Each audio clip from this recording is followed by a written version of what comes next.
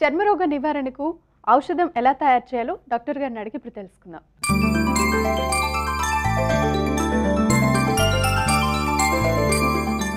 Doctor గారు, చర్మ సమస్యలు నివారించడానికి ఔషధం తయారు చేయబోతున్నాం కదా, ఏ మూలికలు తీసుకుంటున్నామంటారు? ఇప్పుడు మనం అంటే కడుపులోకి తీసుకునే ఒక ఔషధాన్ని తయారు చేసుకుందాం. ఈ ఔషధం తయారు చేసుకోవడానికి మనకి మొత్తం 6 మూలికలు కావాలి. అన్నీ కూడా కొంచెం మనకి తేలికగా దొరికే మూలికలతోటి మనం ఈ ఔషధాన్ని తయారు చేసుకుంటున్నాం. ఇందులో మనం మొట్టమొదటి తీసుకోబోయే మూలిక ఏంటంటే యష్టి మధు. యష్టి మధు ఏంటంటే చలవ చేసేటువంటి మూలిక. మనం చర్మ వ్యాధుల్లో ఎప్పుడు కూడా చలవ చేసే మూలికలు తీసుకోవాలి. అలాగే ఇంకొకటి ఏంటంటే ఇది యష్టి మధు ఒక రసాయనంలాగా ఉపయోగపడుతుంది.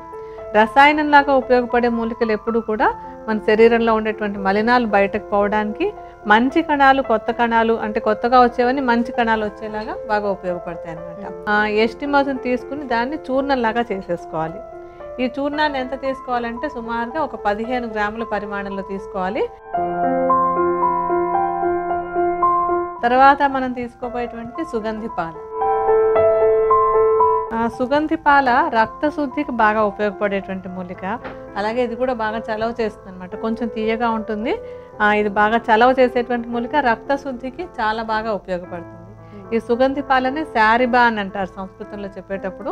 అందుకని మనం ఈ ఔషధంలో రక్తశుద్ధి కోసం అని చెప్పి, చర్మ వ్యాధులు తగ్గాలంటే రక్తశుద్ధి జరగాలి, దానికోసమని ఈ శారిబా లేదా సుగంధి పాలను తీసుకుంటున్నాం. దీన్ని కూడా చూర్ణంలాగా చేసేసుకోవాలి. ఇది కూడా 15 గ్రాముల పరిమాణంలో తీసుకోవాలి. ఆ తర్వాత మనం తీసుకోబోయేది ఏంటంటే వట్టి వేళ్ళు. ఆ వట్టి వేళ్ళు కూడా ఏంటంటే చాలా చలవ చేసేటువంటి మూలికే. ఎందుకంటే చర్మ వ్యాధుల్లో ఎప్పుడూ కూడా వేడిని తగ్గించేటువంటి మూలికలను వాడుకుంటూ ఉండాలి. అలాగే ఇదేంటంటే కొంచెం చేదు ఉంటుంది. ఈ చేదుగా ఉండేటువంటి చలవ చేయడమే కాకుండా రక్తశుద్ధికి కూడా బాగా ఉపయోగపడతాయి. అందుకని రక్తశుద్ధి జరగడానికి, చలవ చేయడానికి మనం ఇందులో వట్టి వేళ్ళను కూడా వాడుతున్నాం. వట్టి వేళ్ళను కూడా చూర్ణంలాగా చేసేసుకోవాలి. అది కూడా మనం ఇందాక తీసుకున్నాం కదా మిగతా 2 మూలికలు, అదేవిధంగా 15 గ్రాముల పరిమాణంలో తీసుకోండి. తర్వాత మనం చందనం తీసుకుందాం. చందనం అందరికీ తెలిసిన పేరే కదా. మామూలుగా కూడా కాస్త ఎండవేడి అది ఉందంటే చందనం అరగ తీసేసి గంధం రాసుకుంటూ ఉంటాం. ఎందుకంటే అది చలవ చేస్తుంది, చర్మానికి ఒక మంచి టానిక్ లాగా కూడా ఉపయోగపడుతుంది. రక్తశుద్ధికి అంటే చర్మానికి మంచి ఆరోగ్యాన్ని ఇచ్చేటువంటి తేలికగా దొరికేటువంటి మూలిక ఇది.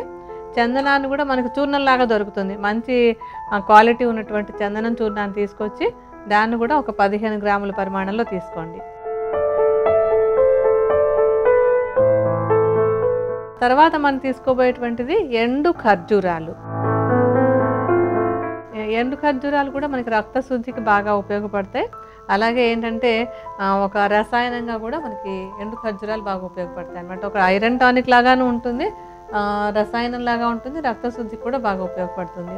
అలాగే ఇంకోటి ఏంటంటే ఈ చర్మ వ్యాధులు అవి ఉన్నప్పుడు విరేచన సాఫీగా అయిపోయేలాగా కూడా చూసుకోవాలన్నమాట.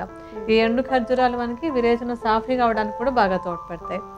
ఎండు ఖర్జూరాల లోపల ఉన్న గింజల్ని తీసేసి దాన్ని కూడా కొంచెం అంటే మరీ మెత్తటి చూర్ణంలాగా అక్కర్లేదు, బరకగా చేసుకున్నా సరిపోతుంది. ఒక చూర్ణంలాగా చేసేసుకుని దాన్ని కూడా 15 గ్రాములే తీసుకోండి.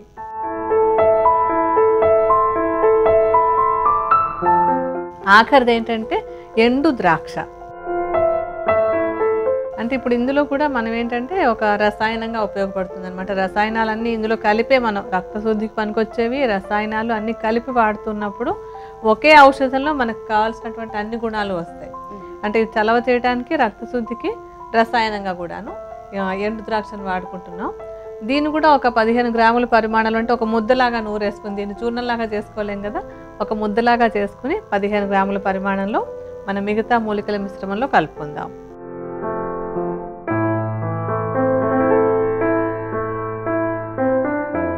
ఇప్పుడు ఈ మూలికలన్నీ తీసుకున్నాక దీంతో మనం ఒక కషాయం లాగా తయారు చేసుకోవాలన్నమాట. అంటే కషాయం అంటే ఇప్పుడు మీకు అలవాటు అయిపోయింది కదా, కొంత నీరు కూడా కలుపుకోవాలి. ఇప్పుడు మామూలుగా మీరు 15 గ్రాముల చొప్పున తీసుకుంటే 6 కలిపి ఒక 90 గ్రాముల పరిమాణంలో ఉంటుంది. ఈ 90 గ్రాములకి సుమారుగా ఒక 16 రెట్ల నీటిని కలుపుకోవాలన్నమాట.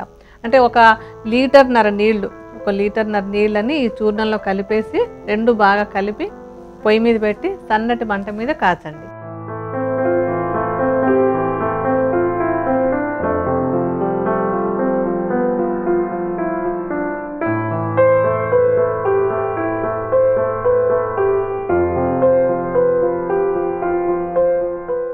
సన్నటి మంట మీద మనం పెట్టినటువంటి నీటి పరిమాణం 4వ వంతుకు తగ్గిపోయేలాగా, అంటే ఇప్పుడు దాదాపుగా 1 లీటర్న్నర పైన నీళ్లు పోసి పెట్టారు కనుక ఒక 400 మిల్లీలీటర్ల కషాయం 4వ వంతు కషాయం మిగిలేలాగా సన్నటి మంట మీద కాగనివ్వాలి.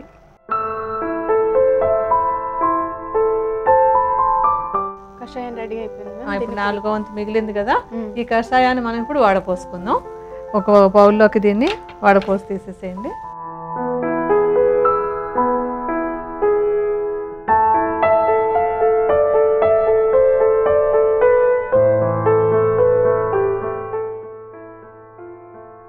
ఇప్పుడు ఈ కషాయంలో మనం పంచదార కూడా కలిపి దాన్ని ఒక పాకంలాగా తయారు చేయాలి. అంటే ఇప్పుడు 4వ వంతు మిగిలింది కదా, మీరు తయారు చేసుకునేటప్పుడు ఏంటంటే దాదాపుగా ఒక 400 మిల్లీలీటర్ల కషాయం మిగులుతుంది కనుక సుమారుగా ఒక 400 గ్రాముల పరిమాణంలో పంచదారని కషాయం వేడిగా ఉండగానే అందులో కలిపేసేయండి.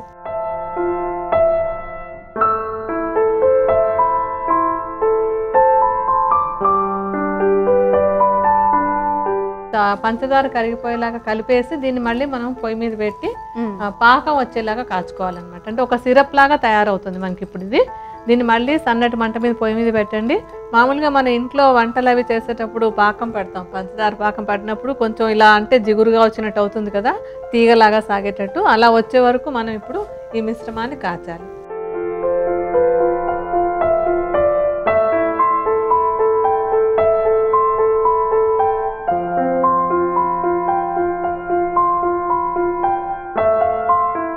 అలా చిక్కగా ఒక సిరప్ లాగా అయిన తర్వాత మనం చూస్తాం కదా, చిన్నగా మనకి పాకం జారుతున్నట్టుగా వస్తుంది. అది అటువంటి పరిస్థితి, అంటే అటువంటి స్థితి వచ్చే వరకు దాన్ని బాగా కాచి తర్వాత స్టవ్ ఆపేసేయండి.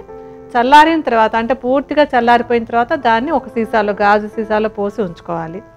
తర్వాత దీన్ని ఎలా వాడుకోవాలి అంటే, వాడుకోవడానికి ఏంటంటే దాదాపుగా ఒక 2 పెద్ద చెంచాలు ఇలాంటి సైజు ఉండేటట్టుగా 2 టేబుల్ స్పూన్స్ తీసుకొని ఆ మందుని తీసుకొని దాంట్లో ఒక 4 చెంచాల నీటిని కలుపుకోవాలి. అంటే 2 చెంచాల సిరపు 4 చెంచాల నీరు కలిపేసుకొని ఉదయం సాయంత్రం కూడా ఆహారం తీసుకుని ఒక 15-20 నిమిషాల తర్వాత తీసుకుంటూ ఉండాలి.